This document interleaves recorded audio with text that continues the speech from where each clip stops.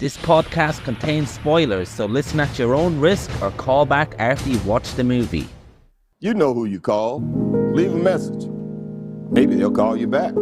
Then again, maybe they won't. We're having ourselves quite a little game of phone tag here. Ring, ring, ring. I usually get this guy's answering machine. I'll call you right back. If you're there, please pick up the phone. I really want to talk to you. I check my fucking messages every day when I come home from work. My answering machine, zero. I got a blinking light. All I have to do is pick up this phone right here, inform the cinema, and your plan's kaput. No, I ain't got no phone. I had to pull, because people calling all the time, and who needs the aggravation, right? Interruptions. Hey man, it's Friday night here. Just winding down the day. Family's gone to bed now, and just been playing a video game, Lorelei and the Laser Eyes. Just started it tonight with my wife. Seems very hard, but very intriguing. Been meaning to send you a voice note for the last couple of days because I watched Paris, Texas a couple of days ago. This is following on from our recent viewing of Perfect Days, the new or relatively new Wim Wenders movie. And that kind of sparked a lot of conversation between us about that film, which we both loved, but also just him as a director. I think Perfect Days was the third film that I'd seen by him, if I remember correctly, but the first in a while. And I think his most famous film, maybe, I'm not sure if that's completely accurate, but I feel like his most well-known film around the world is Paris, Texas, which was, an American movie. And I had seen it a long, long time ago. I feel like I was probably about 13 or something. So on the one hand, you could say, too young to kind of get it or understand it, but it's a very simple film in its content, like what actually happens in the movie. And I remember liking it, but I'm kind of surprised now, watching it now, all these years later, that I did like it as much as I did. And I can only remember that I have always thought fondly of the movie, so that's kind of what's indicating to me that I must have enjoyed it, but I actually can't really remember much about it. I remember from back then, what I've always remembered is that it starts with a guy kind of walking out the desert. I think in my memory, it was with no memory of what happened to him, but I don't know if that's necessarily accurate. And then I remembered that he's not involved with his brother and he's kind of like staying with his brother and stuff, but that was about as far as my memory went. And then over the years, I've seen the poster a lot, and I've seen Natasha Kinski, and not really, though I guess I didn't have much in my head going into this viewing, so it was kind of like a first viewing where I was like, oh yeah, Ry Cooder score. Oh yeah, him walking around in the desert and, kind of emerging from the wilderness, and oh yeah, this, oh yeah, that. But mostly it was all kind of stuff that was coming to me fresh.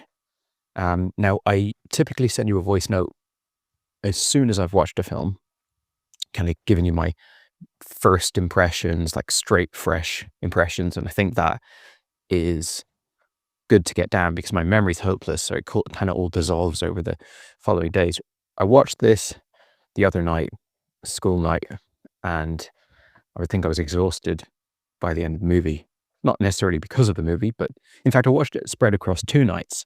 So I watched half of it one night. We've got a young baby, and he'll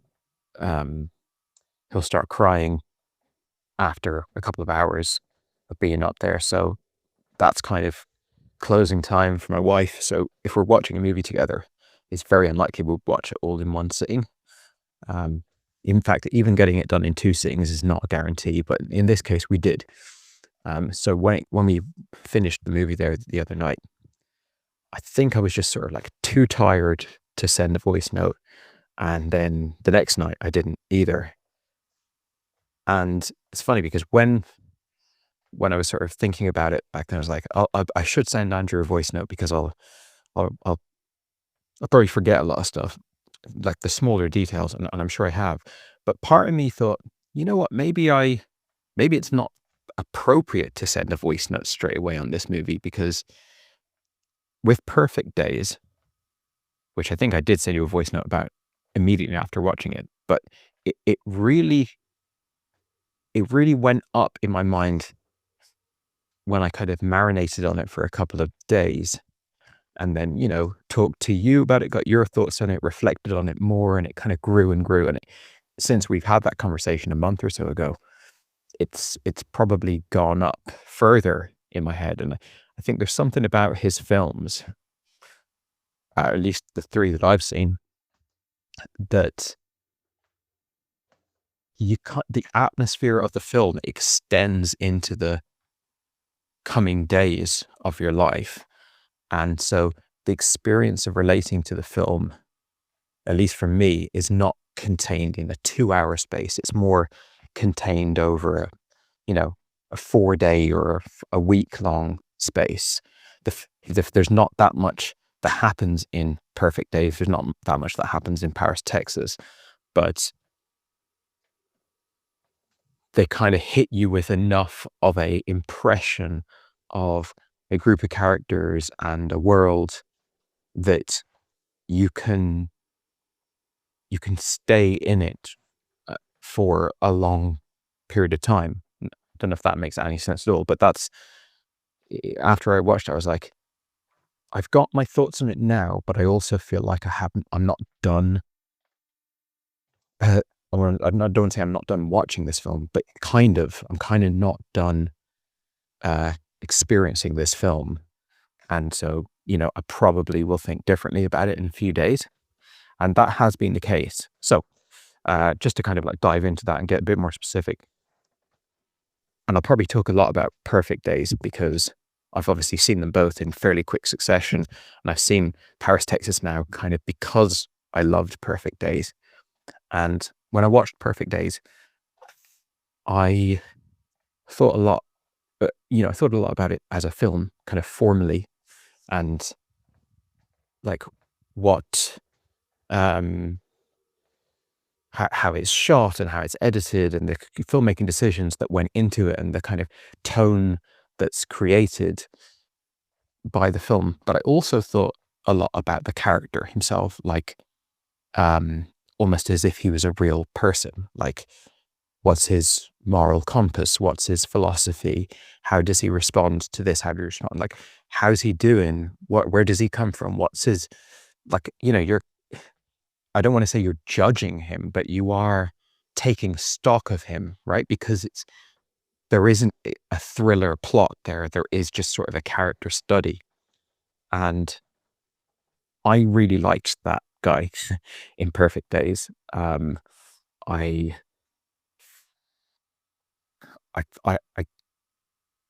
had great admiration for him. And I feel like Perfect Days would be one of the foremost movies that I can think of where I can look at the protagonist of the film and go, that's how I'd love to live my life. Obviously, I don't want to live my life like that because I've got a family and I built a different life with different aspects to it. I'm not saying I want to like up and leave and go work cleaning toilets somewhere, but like, it's not about the actual specifics of his life. It's more about the worldview of try and create harmony and simplicity in your life. Try and be responsive to your own sensibilities and live a life as much as you can without hurting others and without dropping the ball on your responsibilities. Live a life that is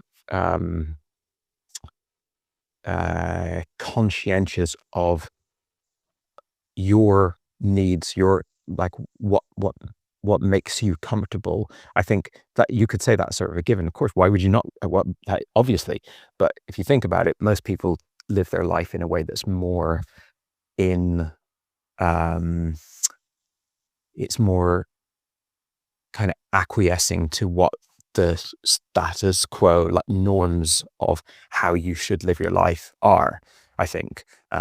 So people end up living lives that fill them with anxiety and discomfort because they're sort of living in obligation to, like, well, this is what you should do. This is what this is what people do. So I'm going to do that. And I like in Perfect Days that the character is just like, he's identified all the things that make him happy and that make him calm and make him at ease and are conducive to a positive experience for him. And it's all quite, like, none of it is exploitative or cruel or, has any kind of negative impact on the world. So it's just kind of like a perfect life, really. Or it's not perfect, because the film, by the end, it's kind of shown there's no such thing as a perfect life. There's just like having a positive, like a good outlook, doing as best as you can within the situation that you're in. So anyway, that's enough about Perfect Days. But the point I'm trying to make is that I'm watching a film, but I'm also watching a person and thinking about that person, right? So Paris, Texas, which is a more stylized film, it's a more filmy film, I suppose, because it's written by Sam Shepard. A lot of the dialogue in it is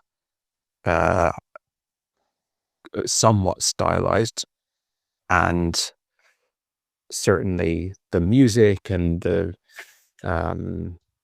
colors of the film, like, make it more of a, it's less of a sort of stripped down bare bones film like Perfect Days is. So you can think a lot more about, there's a lot more to say about the form of the film than there is about Perfect Days. But it is also about a character. In this case, there's more of an ensemble cast, but it's still chiefly about one character who is, much like Perfect Days, living their life in a very unique and different way to kind of how most people operate. And I don't know about you, but at least for me, I can't help but watch the film somewhat thinking about what's it like what are the, I don't know, like I hate to sort of bring it back to the language of judgment, but it is kind of judgment, but not judgment in like a really superior way, more just like, what would it be like to look at the world this way, or what's it like to live in the world with this disposition, with this personality, with these concerns. And in both cases the characters are kept somewhat enigmatic, like in the case of Perfect Days and Paris, Texas, you don't know key information about the origins and the background of the character, either ever or until late in the day. But you also see them react and respond to loads of things, and you kind of learn a lot about how they conduct themselves and their personality just on the fly through small moments. So unlike Perfect Days, I didn't like the Harry Dean Stanton character at all. I mean, at the beginning of the film, it's more kind of almost like a mystery thing of like, there's nothing to like or dislike. The guy he's like a ghost or something. But over the course of the film, gradually he kind of comes back to the land of the living and starts to show his values, his worldview, his impulses. And, I was far from enamored by what I saw there. So you've got, that makes it less pleasant than the Perfect Days experience of just like, I just love hanging out with this guy and living his life, and kind of vicariously getting to experience this sense of calm and perfection. So that's just one thing from the jump, is that watching the film, which I did across 2 nights, was much more uncomfortable than I remember it being. when I watched it as a kid or as a teenager, whatever age I was. Now, I'm a parent now, and this film is so much about parental responsibility. I think there's 4 main character adults in the film, and all 4 of them we see largely through the lens of to what extent do they answer the call of parental responsibility? To what extent are they innately equipped to be a parent? And why? And you know, there's so much explored there, both in terms of like them as parents and also just them as people in the world. The amount of accountability they have, the amount of codependence they have, or otherwise, and there's so much of the film now that I'm kind of it's hitting very close to home, as opposed to when I watched this as a young person with no responsibility and certainly no kids or anything like that. So it's interesting to revisit a film at a point in your life where there's so much of what's going on in this film that that's just very, very potent, strong material to me. And the character of Harry Dean Stanton is such a dozy, like, head in the clouds. And, you know, we could get into what's his life like, what's been his father figure, role model, what mental health issues does he have? You could speculate on that. Like, I'm not saying that I'm coming down from this position of like, this guy's fucking, he's a monster, he's evil, but it's just seeing how the world, well, certainly his brother, who's like a lovely person, and his sister-in-law, a lovely person, and his kid, who's a lovely kid, are all just like absolutely like fully invested in like looking after him, making sure he's okay, and like doing, like being just the best people to have in your life. He just seems to, it's almost like autistic levels of like, couldn't give a fuck about them and like anything, any external things in his life, any external people to him, and the kind of callous, and I don't mean callous in like a cruel way, like it's not in a sadistic way or something, but just callous as in like, just literally, I know we see him cry at the end when he, you know, when he's gone through this whole kind of emotional face off and whatever, but really for the most part, like he just seems to have very little attachment to anyone. But then, you know, you see when he tells the whole story about his relationship with Natasha Kinski at the end, then there's a lot of material there that maybe make it seem like another point in his life he was much more emotionally attached. And it's interesting thinking about that journey and how he's got to this point, but it is quite alienating. Like if you just talk about Perfect Days and Paris, Texas, you're talking about a movie where I've sat down and for 2 hours gone, this is my guy. This is the way you do it. Oh man, me and you were on exactly the same page. I'm just so like in agreement with your every move and every molecule of your person, to then 2 hours or 2.5 hours of Paris, Texas, where I'm like, everything this guy does, I'm like, dude, come on, fucking like just throw these people a bone, like yeah, it's different. And again, I'm not like, there is so much in this film that's sound and music and atmosphere and stuff that is really, really strong and really good. But there was a lot of uncomfortable stuff in terms of just how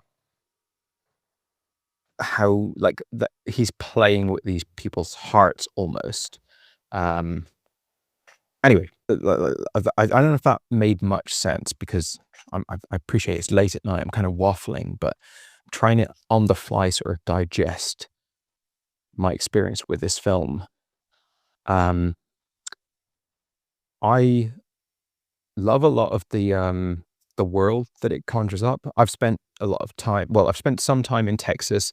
I've spent a lot of time like hitchhiking around America, California, Texas, but also like all over the country that's not in this film. And I've spent so much time in spots that look exactly like this. Like this movie just throws in so many shots of random intersections and gas stations and just that kind of intersection between like urbanization or industry and remote nature, kind of not scenic, beautiful nature necessarily, but just like here's a bit of scrubland and then here's a massive motorway that goes through it, and here's all these wires, and this, like, it's just layering that on top of one another, and then how that is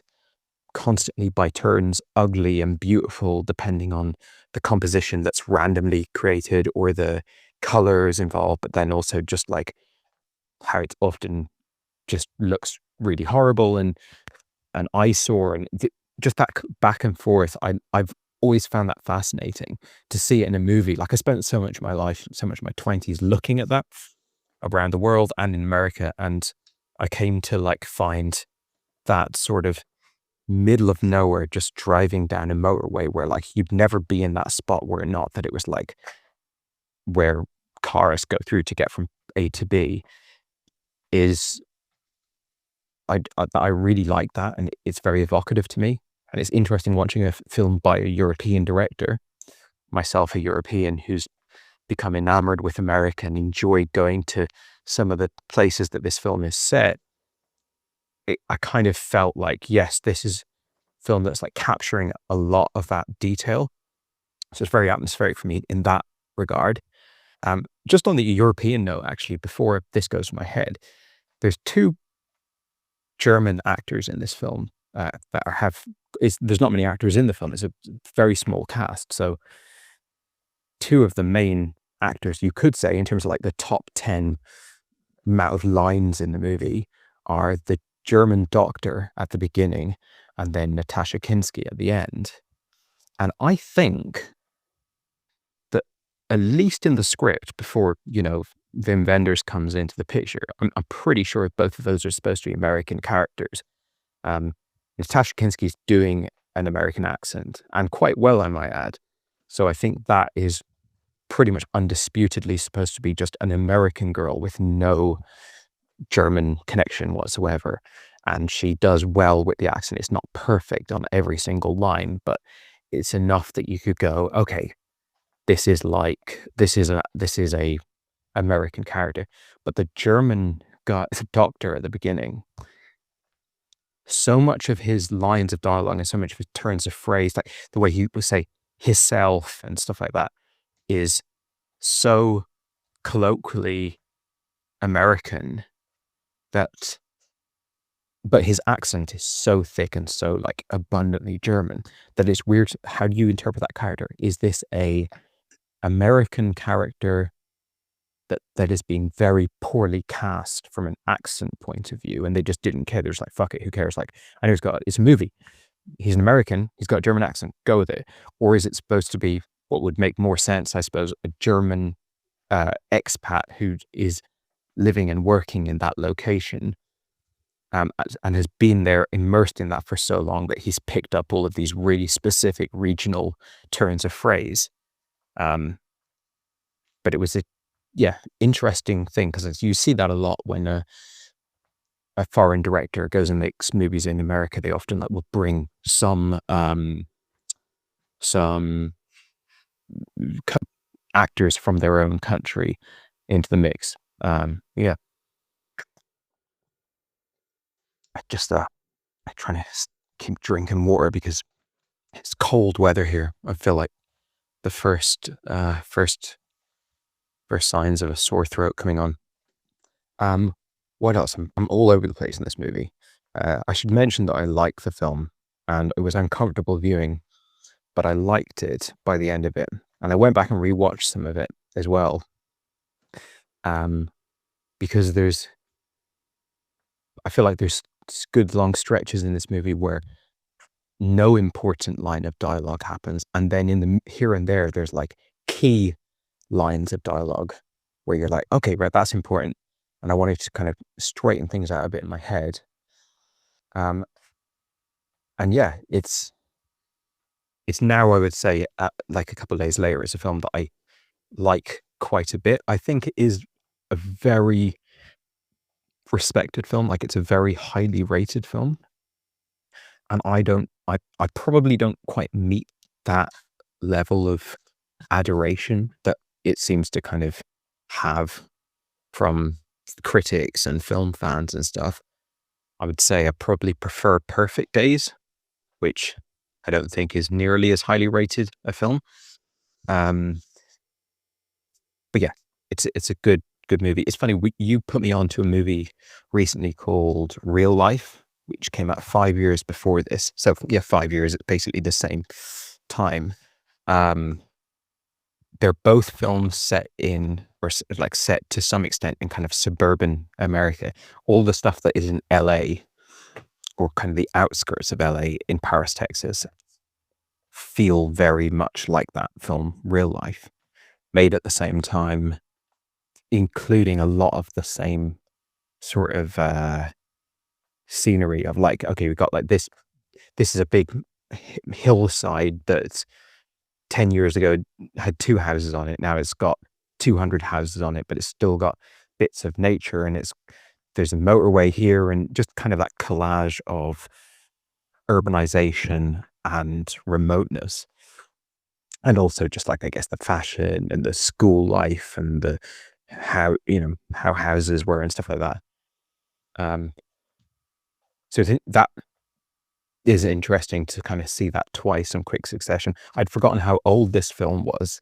In my head, it was 90s, but it's not even late 80s. It's 84. And I believe it's earlier than Wings of Desire, because I went back afterwards. I looked at his filmography to see, okay, well, I've liked these movies that I've seen by him, and what would be the next thing to do? And I thought, I was kind of curious to see 1984, how early into his career is this? And I think it's his 11th movie, if I'm not mistaken, his 11th feature film. And yes, he's already quite prolific when this film came out, and this film is what, 40 years old? Am I right in saying that? Yeah, 40 years old. So over 40 years old. So yeah, he's obviously made a hell of a lot of movies. I think there's documentaries and stuff in his filmography as well.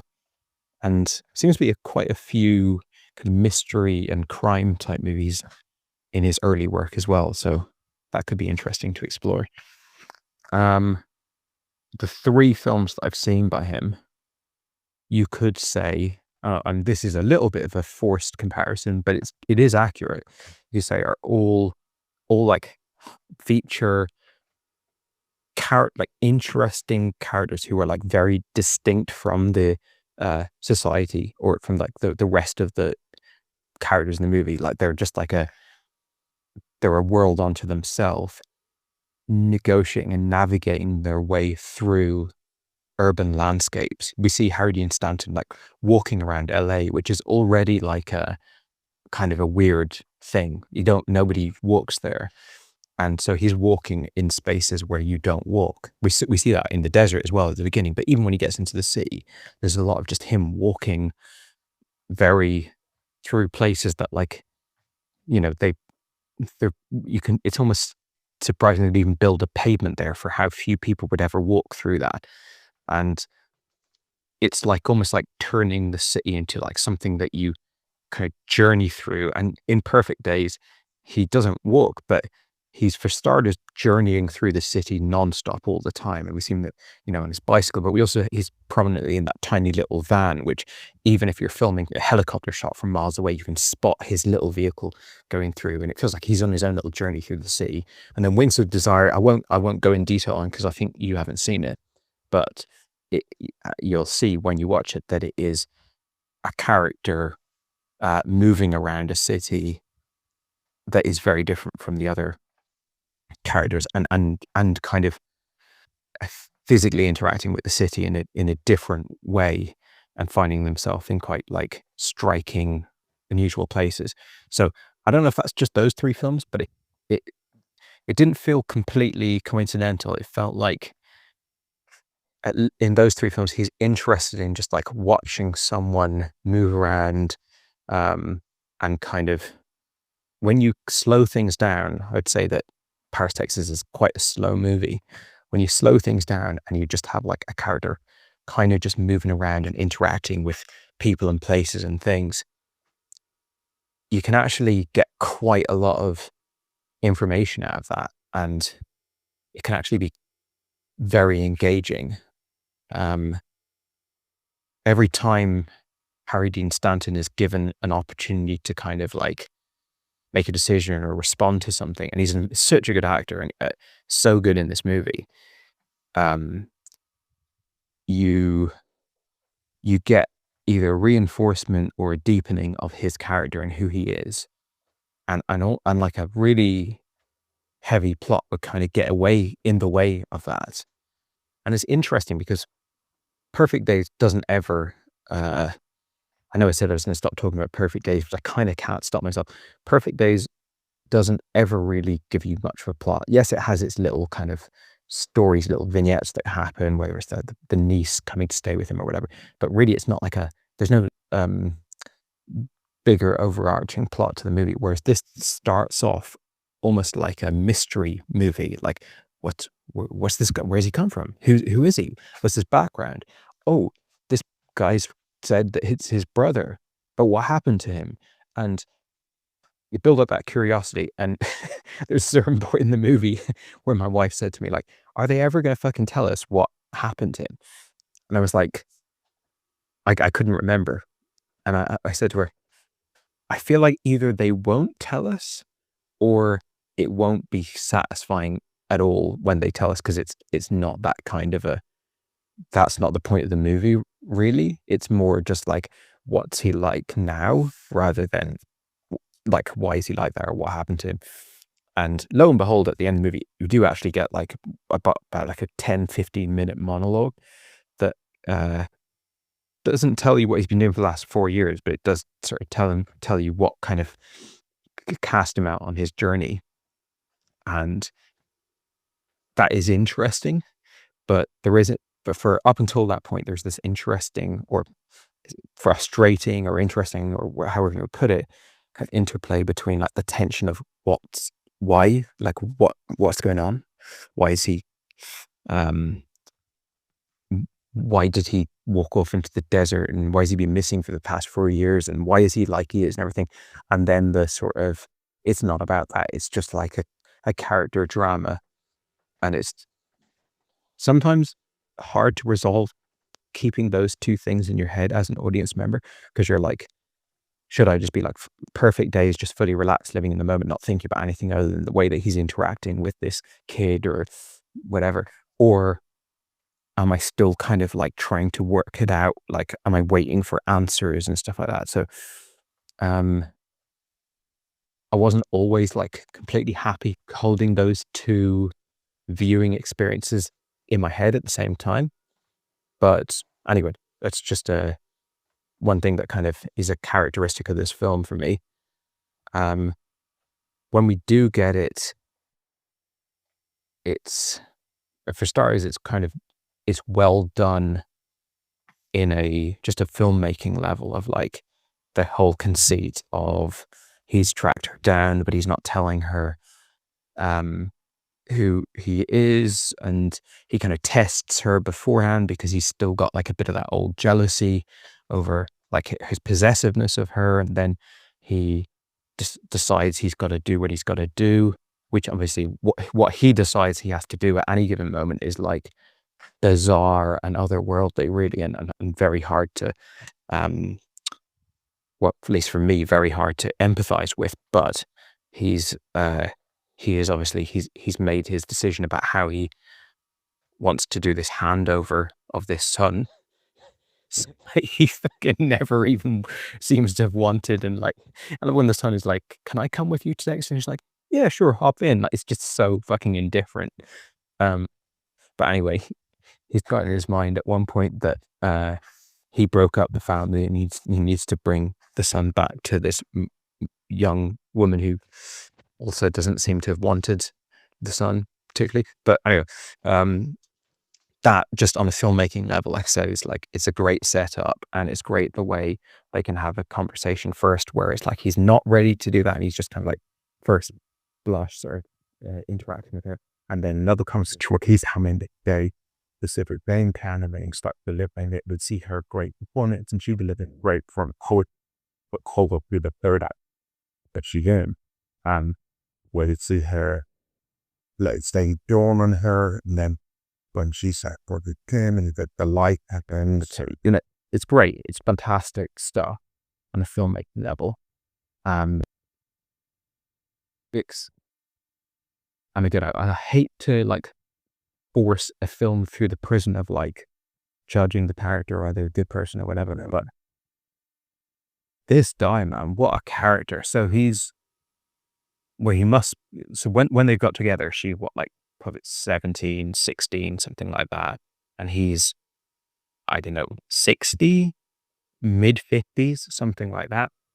He, by his own admission through the monologue, seems to have been like the most abusive monster ever, because of his jealousy and like chaining her to the bed and just horrific. Like, can you just imagine like being a 17-year-old girl and having some like fucking crazy motherfucker just latch onto you and like unleash years of psychological torture on you, and then by the end of it, it's like she's sort of like, because she's obviously not been Mother of the Year, but like what she's been saddled with and the situation she's been forced into is so inappropriate for someone of that age, I think, at the hands of someone who's got, many, many decades of life experience on her, that you can kind of see almost justifiably. I don't know whether it's justifiable or not, but you could kind of get your head around the fact that when she gets out of that situation, and she's still only a kid, she's like probably at 22 or something, that she just drops the kid off at the house of this great, lovely, mature couple that are really responsible and will do right by the kid. It's just like, you need to take this kid, I can't do it.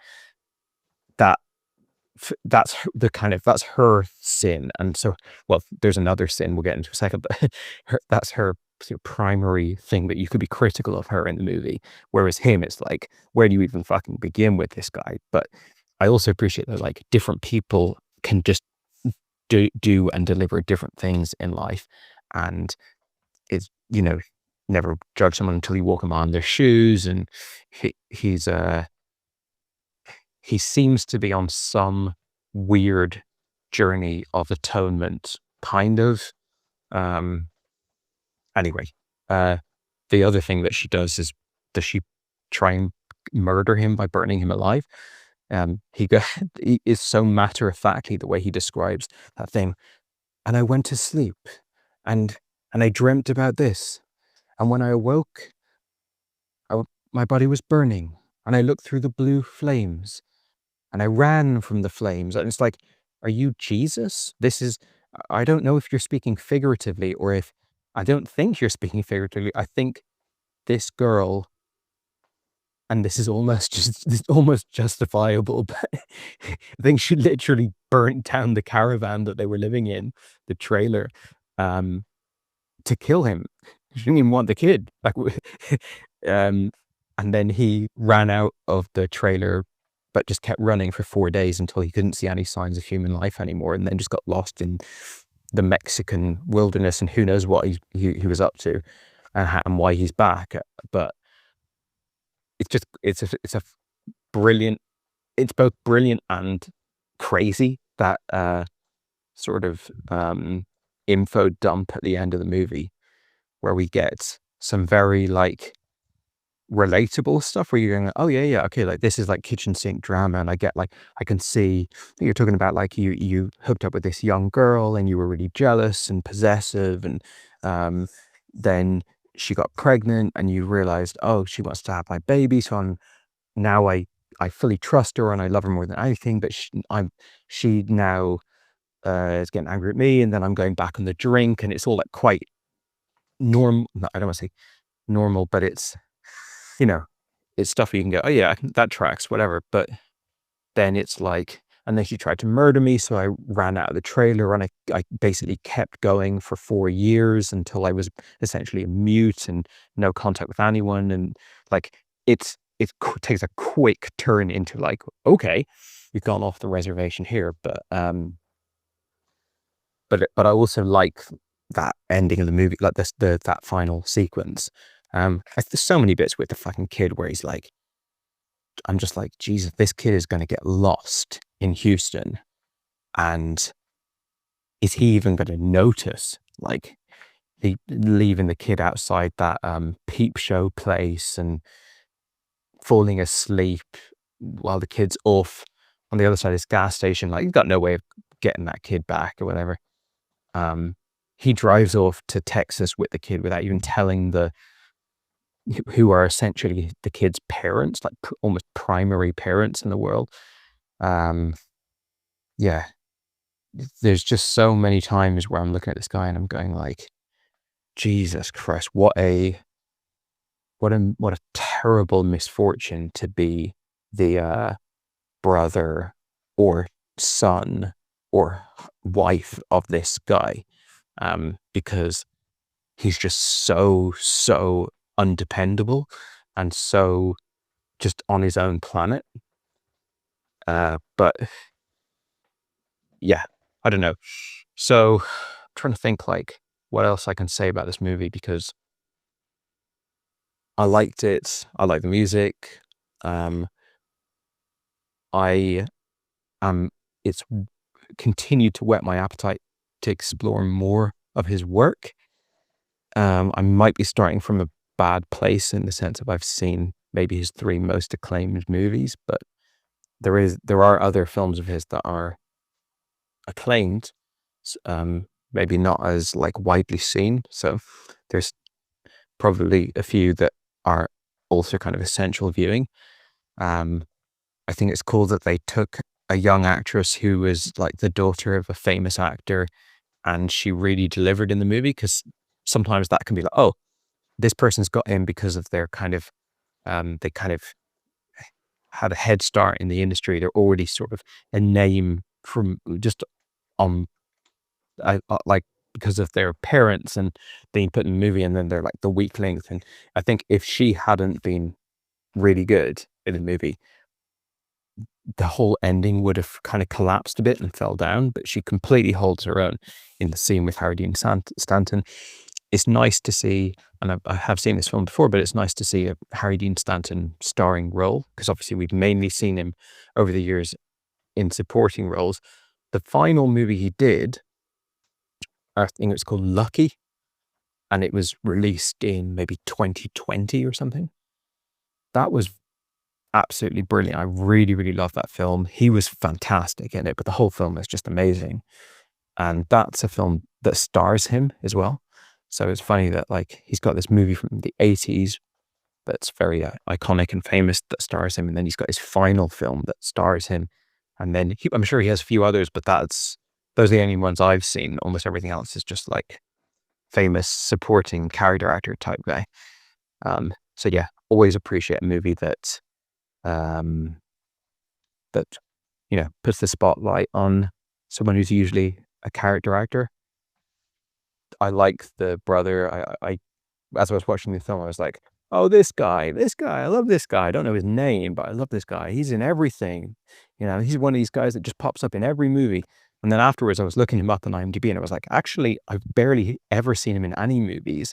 The only reason I think he's in every movie is because I've seen Air Force One so many times that like he's imprinted into my head, because he's very prominently in that movie. And I have seen him in a few others, but it's Air Force One that's coming to me. I like that he's like a billboard manufacturer or retailer or whatever. That's cool. That gives us a few cool shots to work with, like a few locations, and yeah, even just the very first time you see him, the opening shot, he's clearly got like some background behind him, and you can tell it's fake. But then when it pulls out, it's like, oh, he's in like the yard of the place where they put them together or whatever. And yeah, the kid is good.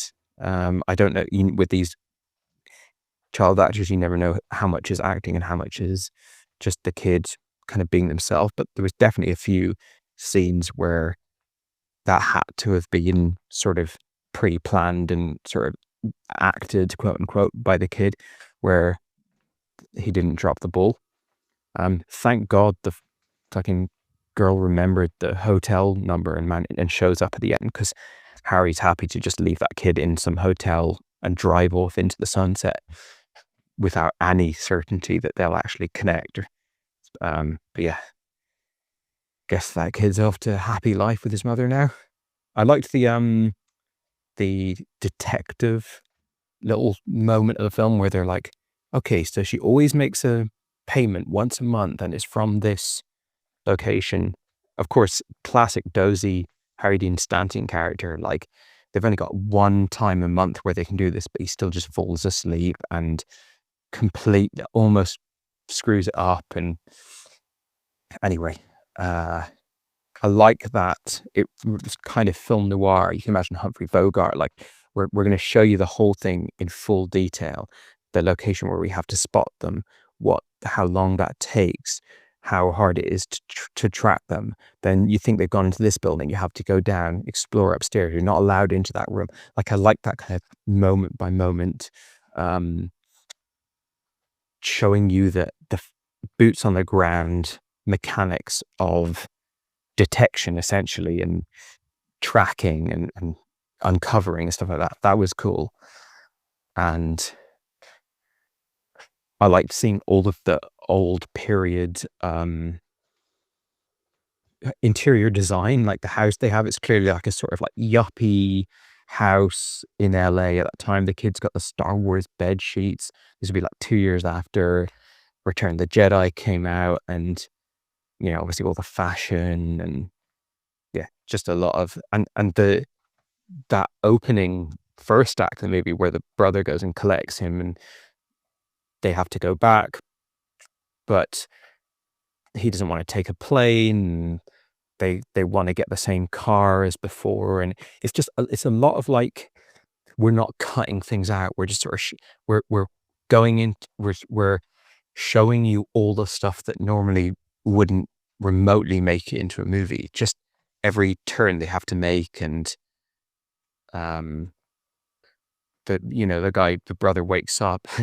Harry Dean Stanton's just fucking driven the car off in a completely different direction, and so they go hang out some like scrapyard or something, and just non-stop like detail, little moments, just like found moments of like, yeah, this is the type of stuff that happens in real life, where like, oh yeah, I went to the supermarket, but on the way, like there was a car blocking it, so I decided to go down this other back road, and nothing in particular happened, but it did mean that I saw this like mural on a wall, and I stopped for a few minutes, a few seconds even, to look at it. And it's like the detail of life that gets lost in the shuffle of plot is a strength of the two movies that we've recently seen of Wim Wenders. So I'm interested to see if that's like specific to these movies or if all of his films are like that. And also if all of his films are successful in being like that, because that's not just the case of like, do that and it sort of takes care of itself and it's automatically compelling. It's actually quite hard to make a film in that way and have it not be boring and have it reflect a character personality, where they're coming from. So things really well balanced, and it, as I said, increase the the ages what the fine wine over the day. We're catching it out there. Nah, I like that. I dig that vibe of that movie, the oceanic, it was banging, but illusion and prep as an identity that a different demon thing. And I call it that I feel that they see its identity. Yeah, I don't know. I think it's, yeah. Well, there's nothing more is coming to my mind right now, but enjoyed the film a lot and eager to hear your thoughts on it. Still probably prefer Perfect Days right now, but I think in talking to you about the film, it will probably also change a little. So yeah, let me know what you think. Hey man, it's the morning now. Just about to make porridge with my daughter. Oh, by the way, apologies if there was issues with that voice note last night. My phone's been acting up, and I think if I've got my finger over the microphone, it's just all a garbled mess. You might have to cut some of that out. But just was on the Wikipedia there of Paris, Texas, and noticed a couple of interesting tidbits. One, that Harry Dean Stanton had made over 100 movies before Paris, Texas, which is insane. Apparently he's in Cool Hand Luke, like, just, I guess he just kind of pops up all over the shop. Also, it mentions a lot of Wim Wenders' other movies, but it particularly mentions the film Alice in the Cities. And it says, the film shares many elements with Alice in the Cities. And that's a very acclaimed one, and it's from 1974, so exactly a decade before Paris, Texas. So that's got my attention. And that is also part of a road movie trilogy, of which Paris, Texas isn't a member. So there's 3 road movies that he made, starting with Alice in the Cities, 10 years before Paris, Texas. So rather than go back to the very, very start of his career in his first ever movie, that might be a good next port of call. Hey man, just getting back to you about Paris, Texas now. I know you've seen it probably last week, am I right, at this stage? So hopefully you'll remember it at least enough to further engage in this conversation. As you know, and as we talked about, both of us really loved the movie Perfect Days that we watched a few weeks ago, directed by Wim Wenders, of course. So in a way, and I've noticed, not to say you framed your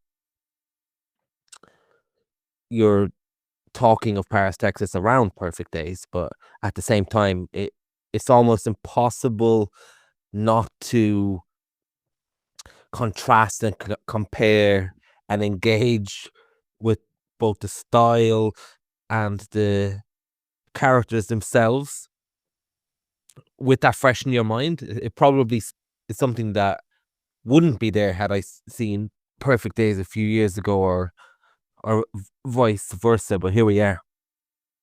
So complete disclosure, I came into Paris, Texas, I watched it yesterday, Sunday, and I came into it under the least ideal conditions to watch this movie at all.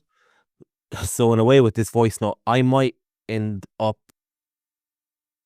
saying absolutely nothing, and I may absolutely talk your ear off. I don't know until I start digesting my thoughts, because at the moment I feel like my thoughts are completely locked in my brain somewhere, and as we're all film discourse or talking, especially with you, it's almost like maybe I'll discover something, maybe I won't when I start talking. But yeah, so watched it yesterday, Sunday, and Saturday night from 9 a.m. to 5 a.m.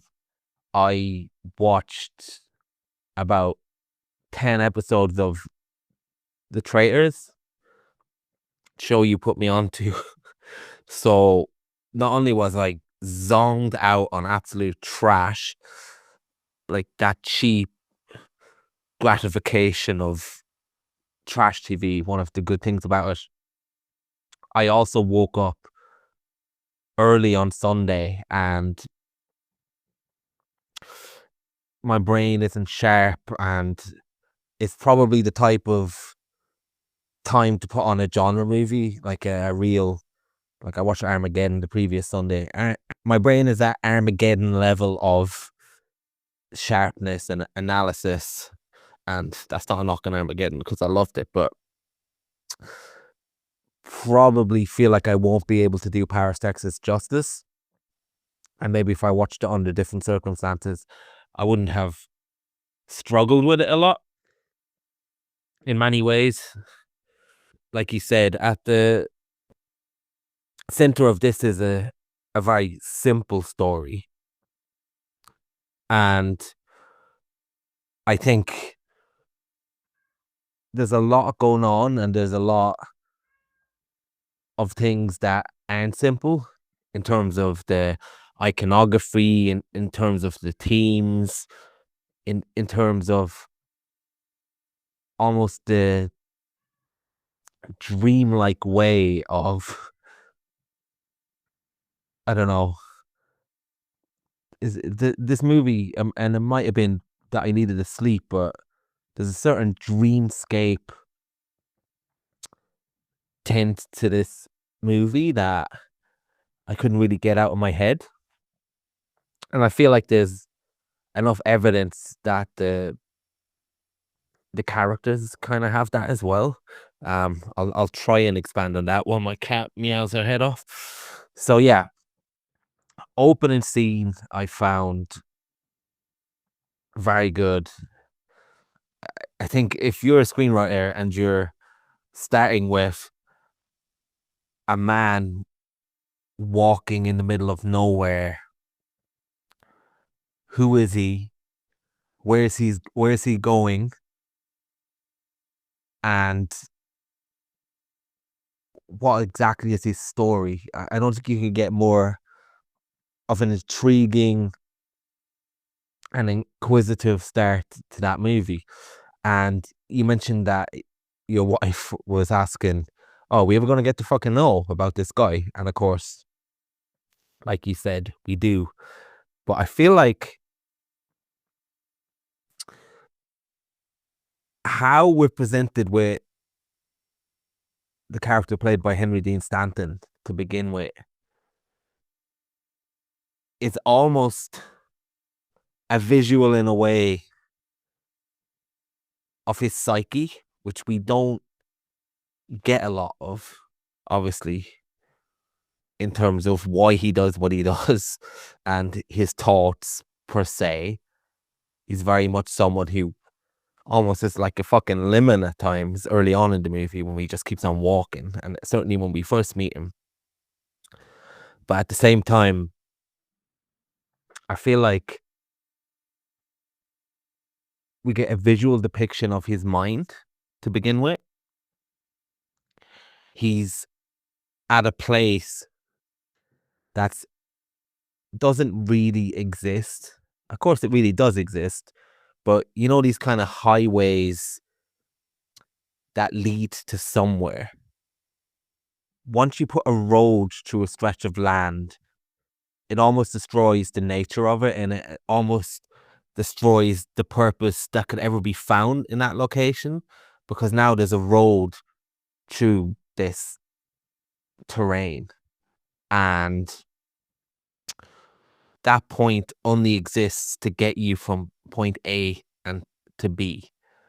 And when you live in that state, you're almost not existing. I don't know if that makes sense, but just like our character in Perfect Days, I feel like the true line with that character is that he has removed himself from a certain type of society because he doesn't know how to function when he's there, and he's simplified his living in order to, well, we differed over what exactly, but let's just say, for the sake of argument, he simplified his living to the most perfect minimalist existence. And he, in the process, has stripped himself of all the excess of life. I feel like the character played by Henry Dean Stanton in this, he has stripped himself to a minimalist state of his life in the purpose of finding something greater. But he's such an enigma to himself and us that he doesn't even know what that is. And he doesn't even know who he is. That's what I felt about that character. And you mentioned when we meet him at the very beginning, there's a German actor, and you wondered if we're meant to believe the guy is from that location and it's just bad casting, or we're meant to believe, or something got lost in the script, or we're meant to believe that's a German guy that's settled in the area. I feel like decisions like that by Wim Wenders is more to put us in the headspace of the central character, played by Henry Dean Stanton, that he's in a place and is also looking for a place that doesn't exist. It's false. And I think there's quite a lot of that in the film of almost the falseness of truth, if you will, I guess. He's trying to find a plot of land that is in Paris, Texas, which is in Texas, but when he says Paris, it conjures up images of another thing, but it's really another. And he said his dad used to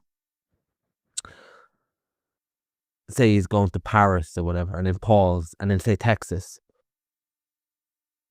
And I think he also said that his dad,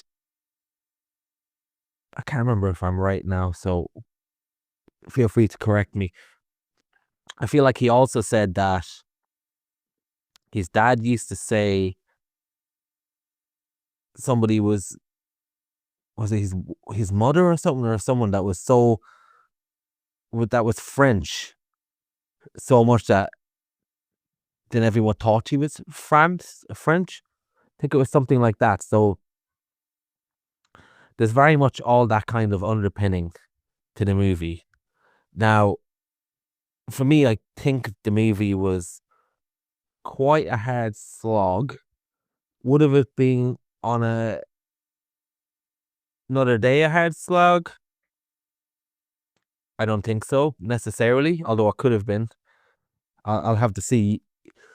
You mentioned to me if I'm still on board the train, the Wim Wenders train after this, or indeed the Wim Wenders road trip, and I am, because I can't really get a sense of how I feel about him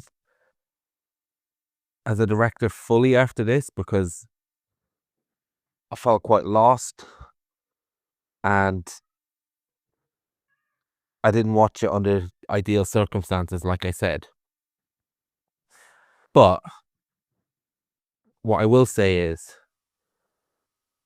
especially if you take into account everything I said, and maybe I said absolute gibberish, I don't know, but Henry Dean Stanton really sells this character, and I don't think anybody could do a better job of this than Henry Dean Stanton, and he's an actor I absolutely love. I think he was very much that guy actor for me. Oh, Henry Dean Stanton, I know him for a while. Like, I just knew his face.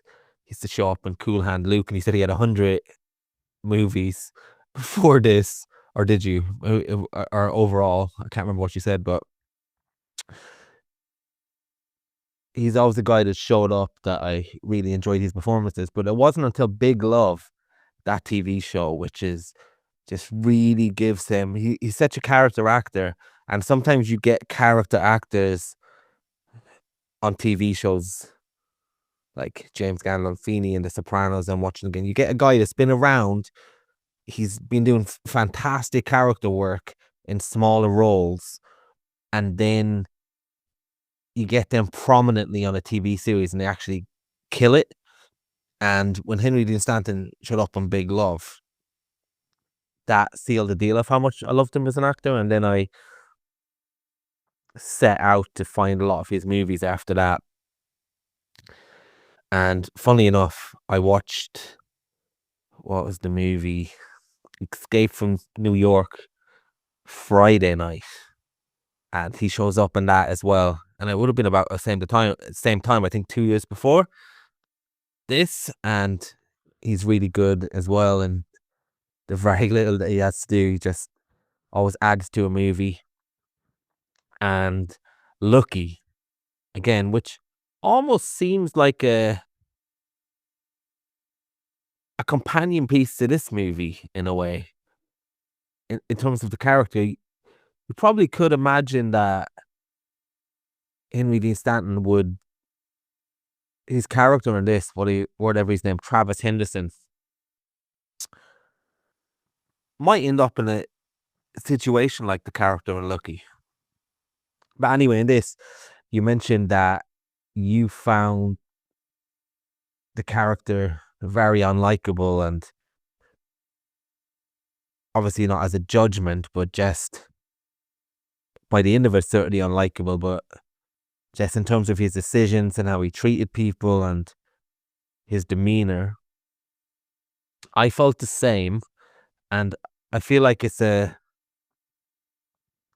character that we never really understand where he's going. I mean, we know where he's going literally, but we don't really understand why he's doing the things he's doing and why he's making the decisions he's trying to do. And just like the main character in Perfect Days, you can read into it in a lot of ways.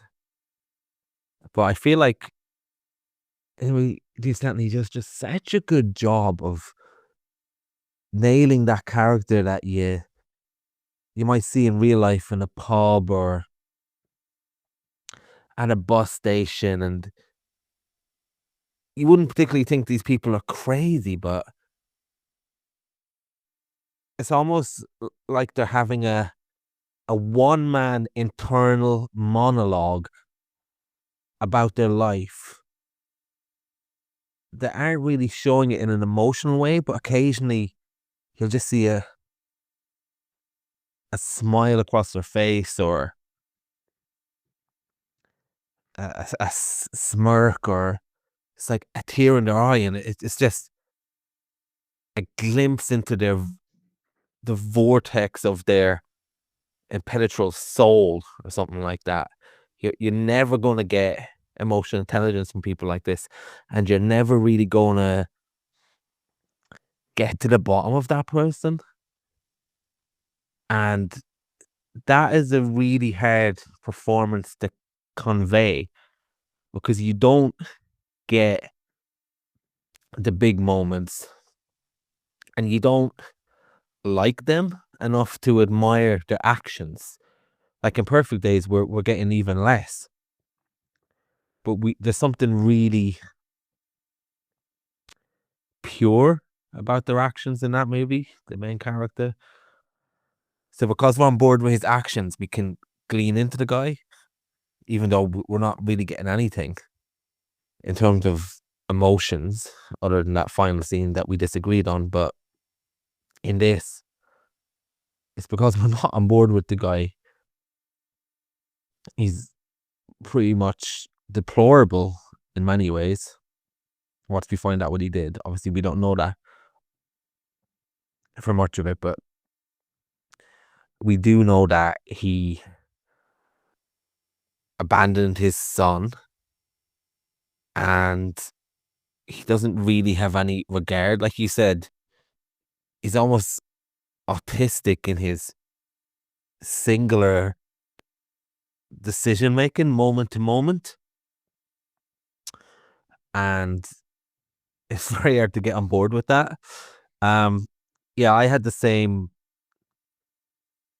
feeling as you, where his brother, a very good character actor, Dean Stockwell's his name, and I had the same concept. Oh, Deanie boy. Well, I didn't know his name. I was like, oh, that guy. I love that guy. And then after you told me about he's not in very many things I've seen, I was like, yeah, nah, yeah, maybe for you. And then I started looking, I'm thinking, oh yeah, I haven't seen him in many things either. What I know him quite well from is the Battlestar Galactica TV show. And I think there's some other prominent piece of work as well that I remember him from. I can't remember what it is now. Might have been Air Force One, like you. Yeah, he's very good as well. And yeah, for a lot of the movie, I was quite restless. I did enjoy the landscapes, the acting, the soundtrack, and I feel like the ending as well. We go from not very much dialogue at times, like you said, and then you almost get an information dump at the end, but I think that really works. At the same time, I can see it works from a filmmaking point of view, but in terms of being entertained, I'd be lying if I said I was or fully engaged. But I do think there is something to be said for the Natasha Kinski character and Henry Dean Stanton's character, who maybe because of both what one inflicted and what was inflicted on the other are stunted emotionally. And it's interesting that their conversation takes place behind a screen in another made up area. In terms of, I think it has to be, she's at that Peep Show place, she's a hotel manager at one point or a nurse. And again, this is a fictitious place that doesn't exist, and they're saying things to each other while being able to see each other and hear each other's voices. Obviously, he's more aware of who she is to begin with, and just how, I guess, their interactions are represented by a complete block in place. And even though he can see her, she can only see herself. So maybe that's probably representative of she can only see what has been done to her, because she's obviously looking at herself when she's hearing that voice. And he can see true to her and can see what he's done to her, but there'll never be a mirror to see what he's done to himself by being how he is. I don't know, but yeah, that is probably as articulate I can be about this movie. I enjoyed it much less than Perfect Days. I am happy to see Alice in the Cities even though I didn't really vibe with this movie, it is a singular visionary piece of a man who's up for trying things and doing things different. So I'm happy to get on board with Alice in the Cities as well. But yeah. Hey man, evening time at the moment. I'm just watching my daughter here through the baby monitor. Might have to cut short this message if she hops out of bed, which she's very likely to do, but hopefully not. See what I can get across. I would say pump the brakes on the Alice in the Cities, or at the very least, pick your moment carefully, because I've watched it now and I enjoyed it and I recommend it and I hope you watch it, because I think it would be good to talk about it and sort of continue this conversation about his career in general. But everything you found challenging about Paris, Texas is like more so the case in Alice in the Cities, except for the runtime. It's shorter. So that's one thing that makes it maybe a little easier, but it's definitely not like Alice in the Cities is the kind of snappy, more entertaining one. It's as slow, and because it's older, it's like got a bit less of that polish, I suppose, that comes with, you know, more modern movies, or just like the director kind of becoming more established. Anyway, putting that aside,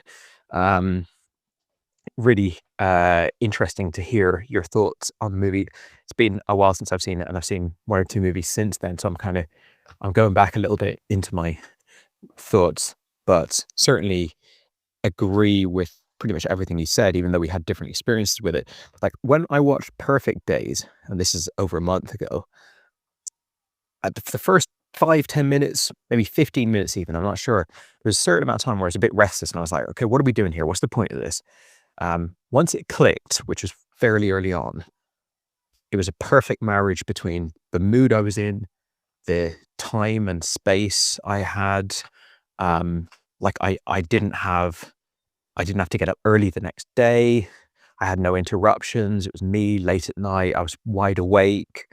It was just really calm and serene. It just like perfectly, everything lined up perfectly for the movie. Not to say it was the opposite for Paris, Texas. It wasn't just quite on that perfect wavelength. I watched it across 2 nights and stuff like that. But it sounds like you had like the opposite to my Perfect Days experience with Paris, Texas, where you stayed up all night watching The Tracers, and then you're in that kind of like, you know, modern, what is it, reality TV game show mindset. And then you have to watch like this super slow, drawn out kind of arty, atmospheric movie. I can completely relate. Like, this is a film that I think the range of enjoyment that any one person could have with this film, depending on the mood they're in or whatever, is massive. Although I had a good time with it and I enjoyed it, I was still like, I don't think I was ever bored, but I wasn't like, I can imagine a level of clicking with this movie beyond what I experienced. Oh, she's up out of bed. Let me go cut this short. Hey man, much later in the evening now. Funnily enough, since I sent that last message, myself and my wife have watched the latest episode of The Tracers. So I'm now in that post-Tracers trying to wrap my head around Wim Wenders mindset that you were in for the entirety of Paris, Texas. And yeah, it is quite the tailspin culturally, going from an episode of The Traitors, or in your case 20 episodes or whatever it was, into reflecting on this slow meditative movie. But I think what I was trying to say there at the end of that voice message that I sent was, with these movies, the experience that I think we've both had with Perfect Days, I think that experience is there in all of the films of his that I've seen. I've only seen 4 of his films, I think, but across all of them, there's that potential for you to just, if you're like totally clicking with the vibe of the film, then you can have a really, really special experience with it. But I think all of them have the potential for alienation I've certainly seen that with Perfect Days, where it's been a quite divisive movie, and some people have had all sorts of experiences with it, and some of them quite negative. And I think this type of film, like if you're not liking it for whatever reason, could be because you would never like it, or it could be because it's not working for you in that moment, in that particular moment in your life, or your week or your day or whatever, then it can be laborious to get through it, I would say. I haven't been hit with that yet with him, but I've also, in Alice in the Cities and Paris, Texas, not had that Perfect Days thing where I'm like, oh, I don't want to be anywhere else in the universe than inside this movie right now. And again, I don't think that's necessarily because Perfect Days is the best of the three. There is the factor of it having such a likable protagonist that it's like I don't want to say it's a cozy movie, but Perfect Days is a movie where you kind of go, it's escapist. I want this life, you know, you're kind of vicariously living this great life that he has. Whereas in the case of Paris, Texas and Alice in the Cities, I'm not. I won't go. You haven't seen Alice in the Cities yet, so let's just forget that from this conversation. If we muddy the water too much, we'll spend like 10% of this conversation talking about Paris, Texas itself. But yeah, the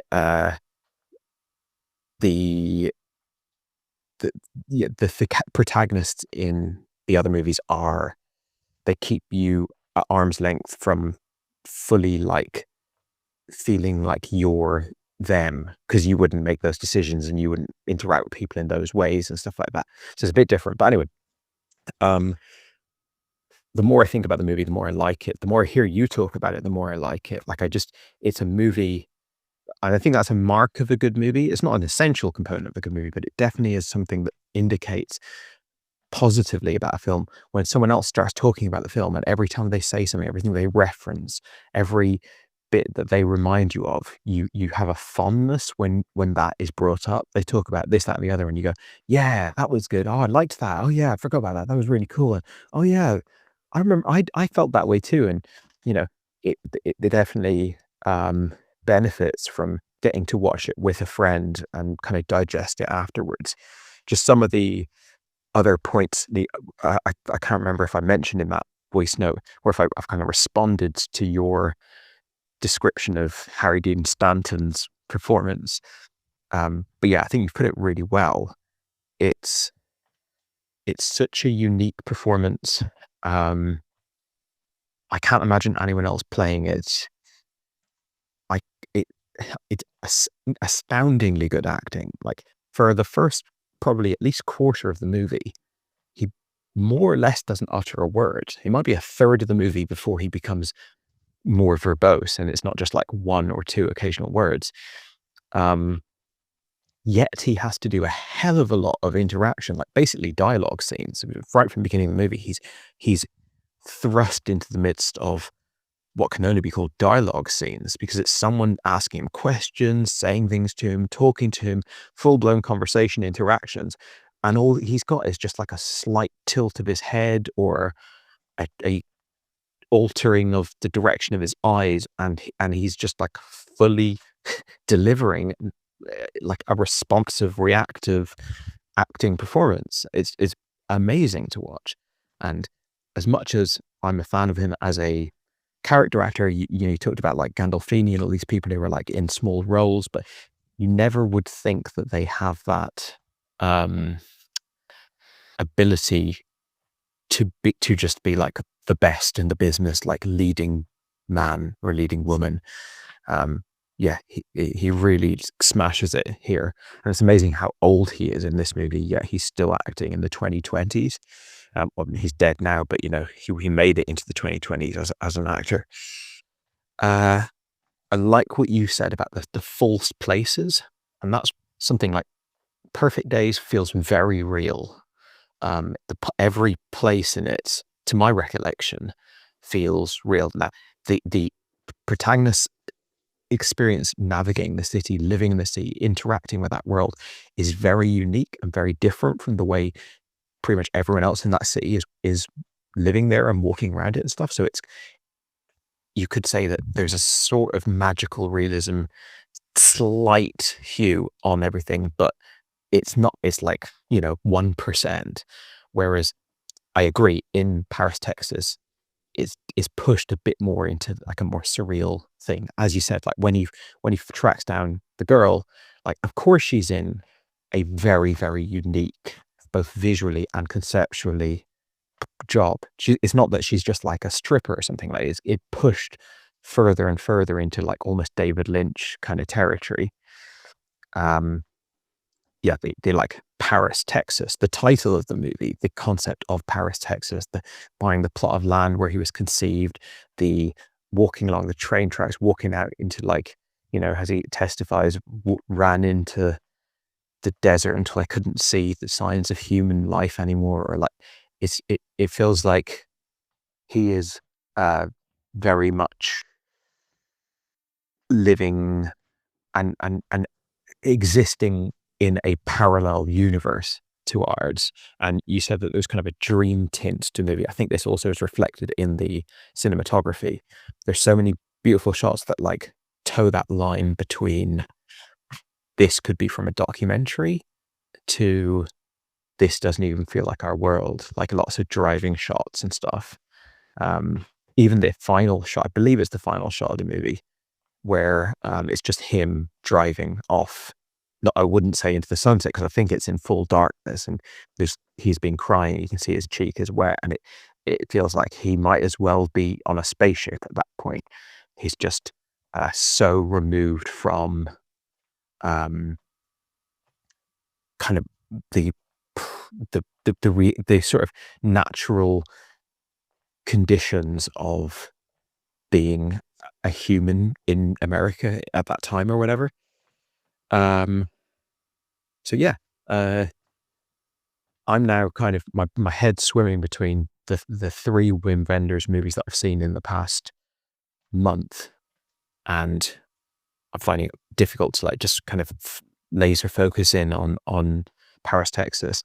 But it is a shame in a way that you saw it not in the right mindset, but at the same time, if you are interested in staying on the train, I think there's other opportunities for you to enjoy one of his movies. Probably good for you to go for like one that seems like the best, like the highest rated, or maybe like most, I don't want to say most accessible, but maybe a bit more like, I don't know, maybe it's just a matter of like waiting for the right moment.